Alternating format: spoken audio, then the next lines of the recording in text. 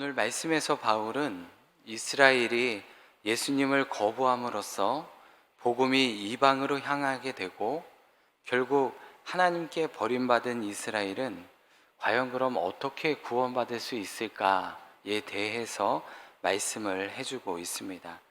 먼저 1절부터 12절에서는 하나님의 이 구원의 역사가 현재 이방인들을 중심으로 전개되고 있다고 해서 하나님께서 이스라엘을 아주 버리신 것은 아니라고 이렇게 말하고 있습니다. 그리고 유대인 중에도 택한 소수의 남은 자들을 남겨두셨다라고 이야기하죠. 사실 이러한 선택은 인간의 행위가 아니라 전적으로 하나님의 은혜에 근거하고 있다는 것을 6절에서 말하고 있습니다. 그러면서 다시 한번 구원에 있어서는 하나님의 절대적인 주권에 있다는 것을 말씀해 주고 있죠. 이 동시에 바울은 하나님께 택함을 받은 이 남은 자들 외에는 모두가 그들의 불신앙으로 버림받고 심판에 이르게 될 것임을 말하고 있지만, 여기서 바울이 강조하고 싶은 것은 이스라엘에 대한 하나님의 심판이 아니라 결국 이 남은 자들의 구원에 있다는 것입니다. 그래서 13절부터 24절에서는 구원이 이방인들에게까지 이르게 된 것은 이스라엘로 시기나게 해서 그들 또한 예수를 믿어 구원에 이르게 하기 위함이다 라고 설명을 하고 있습니다. 그리고 이스라엘이 다시 회복될 것임을 이 곡식가루와 떡덩이 또 뿌리와 가지의 비유를 들어서 이야기를 해주죠. 그러면서 바울은 참 감람나무와 돌 감람나무의 비유를 통해 이스라엘과 이방인의 관계를 설명하고, 현재 예수님을 영접하고 있는 이 이방인들은 이스라엘이 버림받았다는 이 사실로 인해서 자만하거나 교만해서는 안 된다라고 경고하고 있습니다. 이어지는 25절부터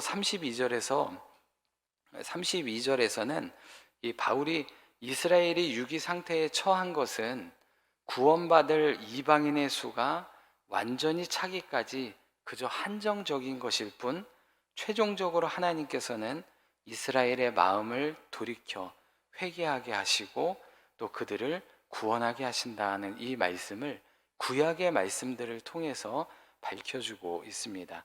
그러면서 이스라엘이 비록 이방인의 구원을 위해 복음과 관련해서는 하나님과 원수가 되었으나 택하신과의 관련해서는 그들의 조상들로 인해서 아직까지 계속 사랑받는 자들이다 라고 이야기를 합니다.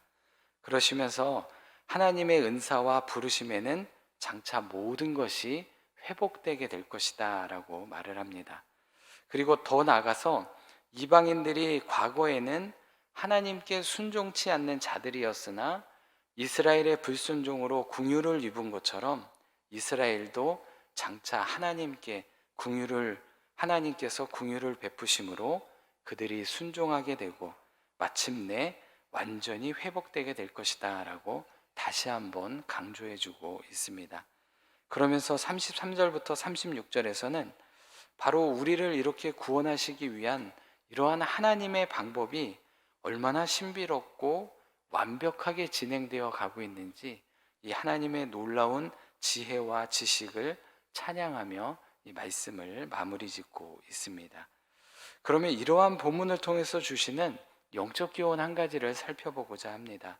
그것은 하나님은 택한 자신의 백성을 절대 버리지 않으신다라는 것입니다.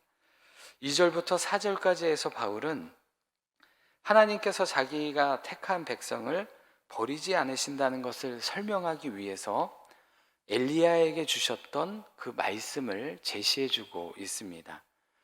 사실 엘리야는 북이스라엘에서 활동하던 선지자였죠. 이 시기는 아합의 아내 이세벨의 영향으로 북이스라엘 내에는 바알 신과 아세라 신을 숭배하기로 서로 이렇게 경쟁을 하듯이 이 극의 달에 있었던 시대입니다. 엘리야는 그 패역한 시기에 불의한 세력과 외로운 싸움을 벌이고 있었다고 생각해서 하나님께 이렇게 호소를 했습니다. 이 본문 3절에 주여, 그들이 주의 선지자들을 죽였으며 주의 제단들을 헐어버렸고 나만 홀로 남았는데 내 목숨도 찼나이다 라고 이렇게 말을 하죠. 그런데 바울은 이 엘리야의 호소를 2절 이 끝단에 뭐라고 말을 하냐면 그가 이스라엘을 하나님께 고발하였다라고 이렇게 말을 합니다. 즉 엘리야가 하나님께 고발하고 있다는 것이죠. 뭐라고 고발을 하냐면 오직 자기만 하나님을 잘 믿고 있으며 온 이스라엘이 죄악에 빠졌다라고 이렇게 하나님께 고발하고 있다는 것입니다. 그러면 하나님의 답변은 무엇일까요? 이 4절 말씀에 보니까 내가 나를 위하여 바알에게 무릎을 꿇지 아니한 사람 7,000명을 남겨두었다라고 이렇게 말씀하고 있습니다. 이는 아합 시대가 사실 겉으로 보기에는 다 불신앙으로 달려가는 것처럼 보이지만 사실은 극소수이기는 해도 엘리야 외에 하나님을 경외하는 이런 남은 자들이 있다는 것을 말하고 있는 것입니다. 그러면 왜 바울은 이 시점에서 이사야의 이야기를 들어서 이 말씀을 전하고 있는 것일까요? 그것은 바울이 살던 이 시대가 엘리야의 시대와 같았기 때문에 그렇다는 것이죠. 사실 바울 당시는 온 이스라엘이 복음에는 순종치 않았고 하나같이 하나님께 버림받기로 작정한 듯 그들의 모습이 그렇게 보였습니다. 그들은 정말 예수님을 십자가에 못 박아 죽이는 데까지 예수님을 몰아세웠고 또 교회와 사도들을 끊임없이 핍박하고 있었습니다. 이 겉으로 보면 이스라엘은 분명 하나님께 버림받은 것처럼 보여진다는 것이죠. 하나님과 대적해서 하나님을 외면하고 있다는 것입니다. 이들의 미래는 암울해 보였고 희망도 없어 보였습니다. 그러나 그럼에도 불구하고 하나님께서는 이스라엘을 버리지 않았다라는 것이 바로 바울의 말인 것이죠. 하나님은 비록 대다수의 이스라엘 백성들이 죄악과 또 불의한 길로 갈지라도 그 가운데 하나님을 경외하는 남은 자들을 남겨두셨다는 것입니다. 그래서 이스라엘의 명백을 계속해서 유지해 나가고 있다는 것이죠.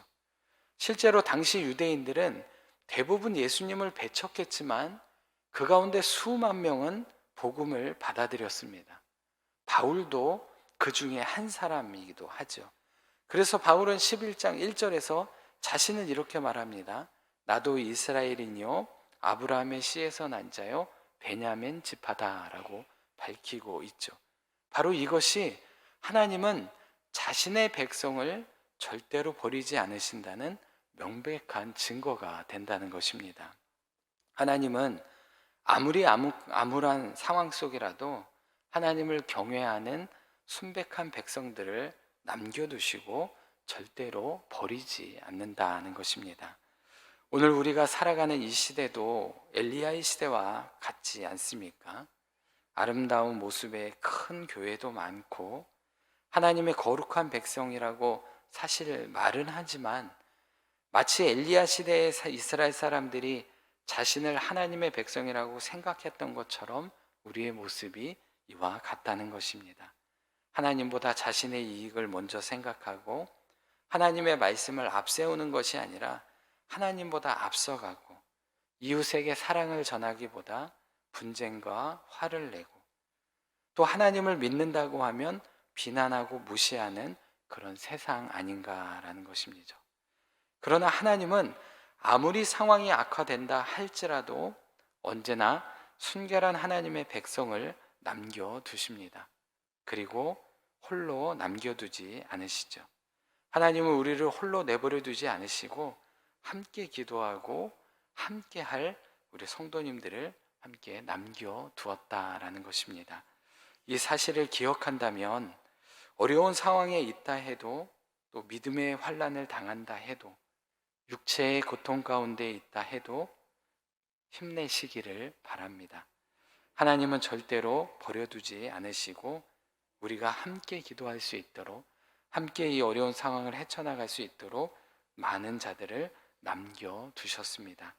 그 하나님과 함께 동행하는 복된 삶이 되시기를 바랍니다. 기도하겠습니다. 사랑의 하나님, 저희들을 하나님의 은혜로 택하여 주시고 어두운 이 시대에 남은 자로 불러주심을 감사드립니다. 어려운 상황에 처한다 해도 우리를 홀로 두지 않으시고 함께 하신다 하셨사오니 믿음으로 주님만을 바라보게 하시고 힘을 얻게 하여 주옵소서.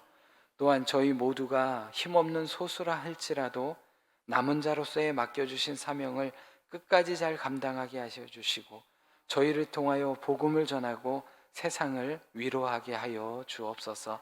늘 하나님과 함께하는 그런 복된 삶이 되게 하여 주옵소서. 오늘도 찬양으로 하나님께 영광 돌린 우리 천사 찬양대를 기억하여 주시고 찬양의 고백처럼 늘 주님께 영광 돌리는 삶이 되게 하여 주옵소서. 형통한 삶을 살아갈 수 있도록 축복하여 주옵소서. 또한 이 시간 세상 근심과 염려로 공고한 가운데 주님 앞에 나온 우리 성도님들이 있습니다. 저희의 부족함을 아시오니 붙잡아 주시고 우리의 마음과 생각을 늘 주장하여 주셔서 선하신 하나님의 뜻 가운데 기도한 대로 응답되게 하옵소서. 오늘도 함께하여 주실 줄을 믿사오며 예수 그리스도의 이름으로 기도드립니다. 아멘.